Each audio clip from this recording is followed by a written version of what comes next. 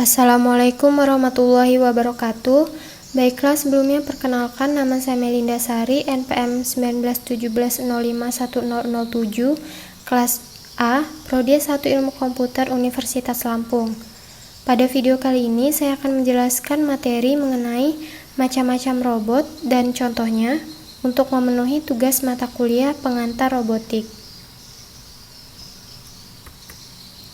Baiklah, untuk jenis robot yang pertama ada robot mobile. Jadi robot mobile atau mobile robot adalah konstruksi robot yang ciri khasnya adalah mempunyai aktuator berupa roda untuk menggerakkan semua badan robot tersebut, sehingga robot tersebut dapat melakukan perpindahan letak dari satu titik ke titik yang lain. Robot mobile ini sangat disukai untuk orang yang mulai mempelajari robot. Hal ini sebab menciptakan robot mobile tidak membutuhkan kerja fisik yang berat. Untuk dapat menciptakan suatu robot mobile, minimal diperlukan ilmu tentang microcontroller dan sensor-sensor elektronik. Nah, di sini ada contoh dari robot mobile. Yang kedua ada jenis robot manipulator. Sesuai dengan namanya, robot ini merupakan robot yang bentuknya memanipulasi atau meniru bentuk makhluk hidup. Tetapi yang ditiru tidak perlu seluruh bagian dari tubuh makhluk hidup, cukup sebagian saja, misalkan tangannya saja. Nah, di sini ada contoh dari robot manipulator. Jadi robot manipulator ini diklasifikasikan dalam beberapa jenis, diantaranya adalah sebagai berikut. Yang pertama ada robot Cartesian. Jadi struktur robot ini terdiri dari 3 sumbu linear atau prismatik. Masing-masing sumbu dapat bergerak ke arah sumbu X, Y, Z. Keuntungan robot ini adalah pengontrolan posisi yang mudah dan mempunyai struktur yang lebih kokoh. Untuk di bawah ini adalah gambar dari struktur robot Cartesian. Selanjutnya ada robot silindris. Struktur dasar dari robot silindris adalah terdiri dari horizontal arm dan vertical arm yang dapat berputar pada basa landasannya. Jika dibandingkan dengan robot Cartesian, robot silindris mempunyai kecepatan gerak lebih tinggi dari n-effector, tapi kecepatan tersebut tergantung momen inersia dari beban yang dibawanya. Di bawah ini adalah gambar dari struktur robot silindris. Kemudian robot spherics atau polar. Jadi konfigurasi struktur robot ini mirip dengan sebuah tank di mana terdiri atas rotary base, elevated pivot, dan telescopic arm. Keuntungan dari robot jenis ini adalah fleksibilitas mekanik yang lebih baik. Nah, di sini ada contoh dari struktur robot spherics. Selanjutnya ada robot secara atau selective compliance assembly robot arm. Jadi robot assembly ini dapat didesain menurut koordinat Cartesian, silindris maupun spherics.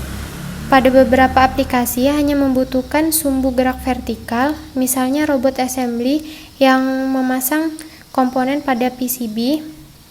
Robot ini mempunyai lengan dengan 2 artikulasi, sedangkan wrist mempunyai gerakan linear dan rolling. Nah, di bawah ini adalah gambar dari struktur robot secara. Selanjutnya ada robot artikulasi atau konfigurasi sendi lengan. Robot ini terdiri dari 3 lengan yang dihubungkan dengan 2 revolute joint. Elbow joint menghubungkan forearm arm dengan upper arm, sedangkan shoulder joint menghubungkan upper arm dengan base. Untuk di bawah ini adalah gambar dari struktur robot artikulasi. Selanjutnya jenis robot yang ketiga yaitu robot humanoid. Robot humanoid ini berbentuk seperti manusia, artinya memiliki kepala, 2 tangan, badan, 2 kaki, dan sebagainya. Bisa berjalan seperti manusia, bisa menari, dan semua hal yang biasa dilakukan oleh manusia. Nah, di sini ada contoh dari robot humanoid.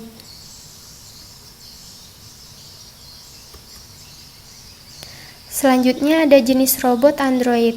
Robot android ini mirip seperti humanoid, tapi ada yang membedakan, yaitu memiliki kulit dan mampu berekspresi seperti manusia. Nah, di sini ada contoh dari robot android. Selanjutnya ada jenis robot animaloid. Jadi robot ini mulai dari bentuk dan perilaku menirukan binatang.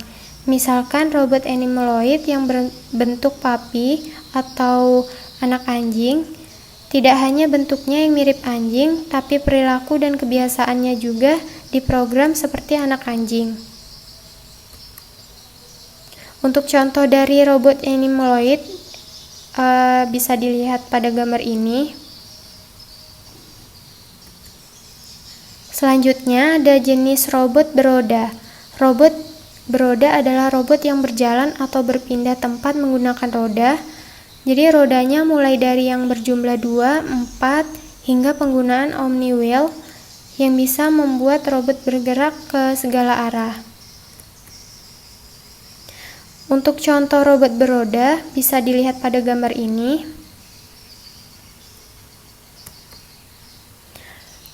Untuk robot beroda itu diklasifikasikan dalam beberapa jenis, diantaranya adalah sebagai berikut. Nah, yang pertama ada robot beroda 1. Jadi contoh robot beroda 1 itu seperti gambar ini. Yang kedua ada robot beroda 2 atau lebih sering disebut sebagai Segway. Robot ini memerlukan sensor giro untuk menjaga keseimbangannya agar bisa tetap berdiri. Untuk contoh robot beroda 2 seperti gambar. Selanjutnya yang ketiga ada robot beroda 3. Ada dua jenis robot beroda 3, ada yang hanya menggunakan 2 roda yang bisa bergerak dan roda yang satunya hanya sebagai penyeimbang dan juga membantu berbelok, tapi tidak ada penggerak dalam rodanya. Dan ada juga yang ketiga rodanya dapat bergerak dan selalu menggunakan omniwheel, jenis roda yang memiliki roda-roda kecil di dalamnya, memungkinkan robot dapat bergerak ke segala arah. Untuk contoh dari robot beroda 3 di sini ada Castor, contoh gambarnya seperti ini. Kemudian ada omniwheel, contohnya seperti ini.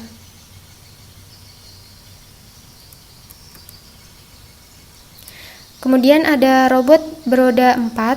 Robot beroda 4 pun sama, ada yang hanya 2 roda belakang yang dapat bergerak dan roda depannya hanya roda biasa. Ada juga yang 4WD. Robot yang keempat rodanya itu memiliki aktuator dan dapat bergerak. Nah, di sini ada contoh dari robot beroda 4. Untuk robot beroda tank, di sini banyak keuntungan robot yang menggunakan roda tank. Salah satunya robot dapat berjalan pada tempat yang tidak rata, berbatu, bahkan tangga sekalipun. Untuk contoh robot beroda tank bisa dilihat pada gambar di samping. Nah, kemudian untuk jenis roda selanjutnya yaitu ada robot berkaki. Jadi robot ini sebenarnya mirip serangga yang memiliki banyak kaki, mulai dari yang berkaki 2 yaitu biped sampai yang berkaki 8 yaitu hexaped, dan mungkin ada yang lebih banyak lagi. Untuk contoh dari roda berkaki itu bisa dilihat pada gambar di samping.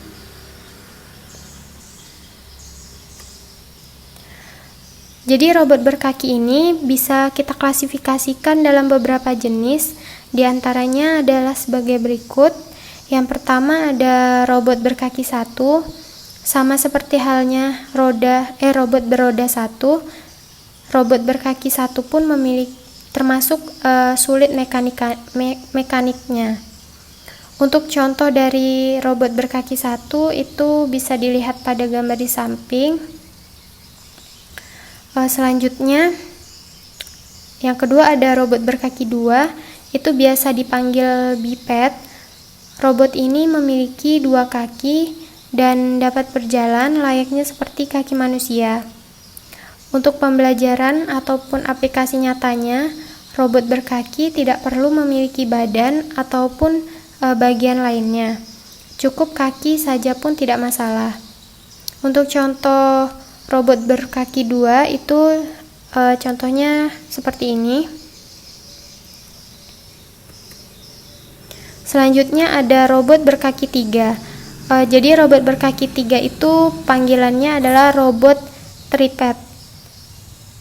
Karena memiliki tiga kaki, gerak dan berjalan robot itu bisa lebih luas kemanapun yang dia inginkan. Untuk contoh robot berkaki tiga itu seperti gambar ini. Selanjutnya ada robot berkaki empat, sebut saja Quadpod. Contoh robotnya bernama Big Dog, adalah robot berkaki empat buatan Boston Dynamics, perusahaan robot yang sekarang telah diakuisisi oleh Google. Untuk contoh robot berkaki empat itu seperti ini. Selanjutnya ada robot berkaki enam, itu sering dipanggil hexapod. Kebanyakan gerakan kaki robot meniru dari serangga. Robot hexapod cukup sulit dibuat dan karena membutuhkan banyak servo, juga menambah mahal pembuatannya. Untuk contoh robot berkaki 6 itu seperti ini. Selanjutnya ada robot berkaki 8, nama kerennya itu Octopad. Jadi gerakan kakinya itu meniru laba-laba, sehingga pergerakan robot ini bisa lebih lincah karena jumlah kakinya lebih banyak. Jumlah servo yang dipakai pun itu tidak perlu servo yang kuat.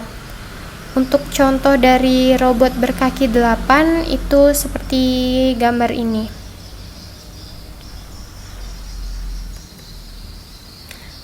Untuk jenis robot selanjutnya yaitu robot fly. Jadi robot fly ini adalah robot yang bisa terbang, baik menggunakan baling-baling seperti quadcopter maupun yang menggunakan sayap seperti burung. Untuk contoh dari robot terbang itu seperti ini. Selanjutnya ada robot underwater. Jadi robot underwater ini memang dirancang untuk bisa bergerak dan berenang di dalam air tanpa merusak komponen yang ada di dalam robot tersebut. Untuk contoh dari robot underwater itu bisa dilihat pada gambar berikut ini.